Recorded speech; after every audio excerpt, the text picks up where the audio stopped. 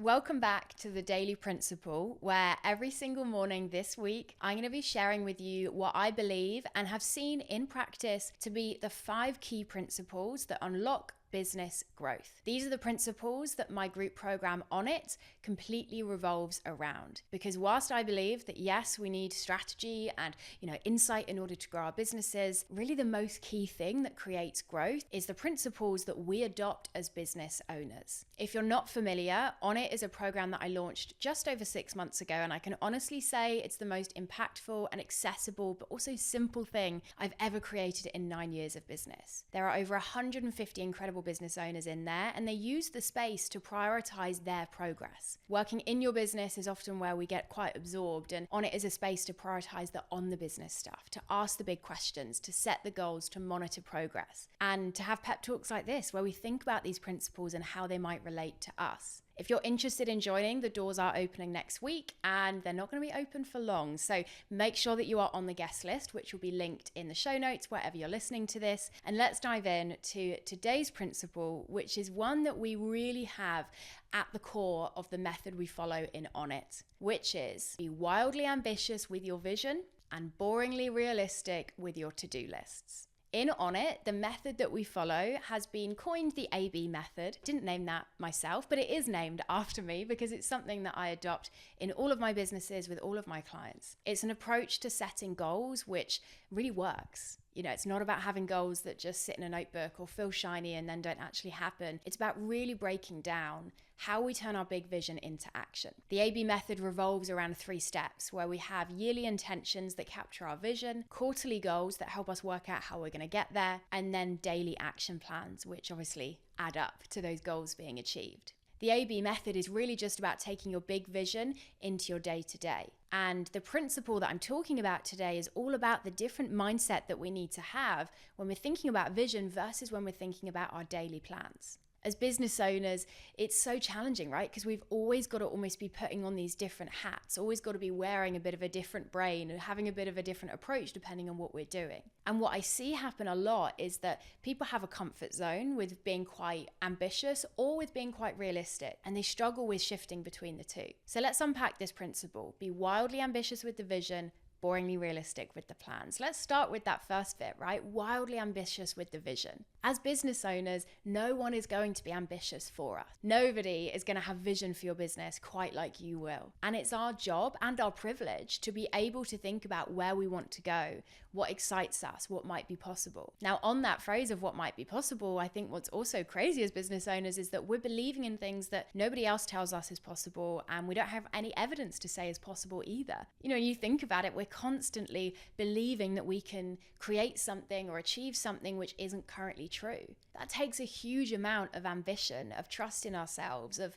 probably also a little bit of naivety. And I think we really want to protect that. Anytime that you're doing work around your vision, I want to encourage you to give yourself permission to be wildly ambitious. And when I say wildly ambitious, I don't mean, you have to think that ambition means more. Ambition doesn't necessarily mean, we're going to 10x our revenue or triple that statistic or win that big thing. Ambition is just whatever is exciting to you. I want you to be wildly ambitious with what you want your business to feel like, with the impact that you want to have, with what you want your day-to-day to look like. Some of my most ambitious vision isn't the big shiny stuff. It's the quite ordinary things that right now feel out of reach, but I really want to head towards. When you're doing vision work, be careful not to do it when you feel tired. Be careful not to do it when you're in a zone of comparing yourselves to others, because you're going to want to make sure that you can connect to that real big dreaming mindset. So that's the first part, wildly ambitious with the vision. But here's where we need to be careful, because sometimes, especially when it comes to working on our businesses, we think being on your business is all about being ambitious. The concept of my work, my program On It, pretty much everything I do is helping people to work on their businesses. And I think we assume, well, being on the business means ambitious, big vision mode. And actually, that's part of it. But there's other work that we do on our business where we need to slightly shift that approach. Being overly ambitious with your short-term plans is more often than not going to set you up for failure. I know, our brains don't see it that way. We want to be over-ambitious. We think that's going to help us, but I've seen it enough times.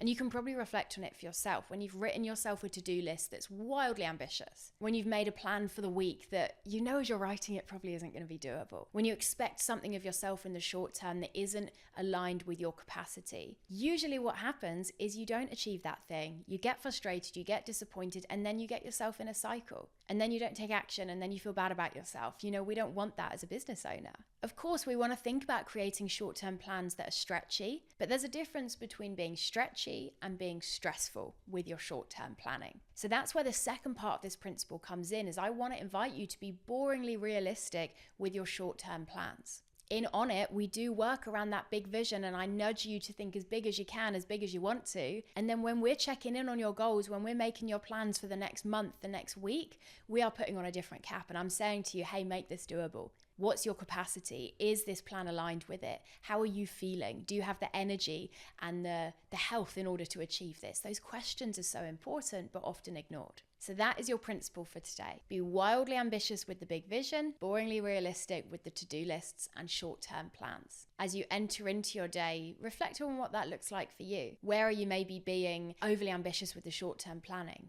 Or where could you maybe be more ambitious and have more vision for the long term of your business? People often have comfort zones at either end of that spectrum. And as business owners, we've got to learn to live at both ends of the spectrum and straddle both of those mindsets. So that is your principle of today. If the snippet of the AB method that you heard there feels appealing to you, and let me tell you, it's a pretty good method. It works for all types, sizes, stages of businesses. It's so simple, but it really does help you achieve the big things. Then make sure to join the guest list for On It, which will be linked in the show notes. If you're not sure what On It is, there'll be more information there as well. And remember that principle for today. Wildly ambitious with the big vision, boringly realistic with the short-term plans.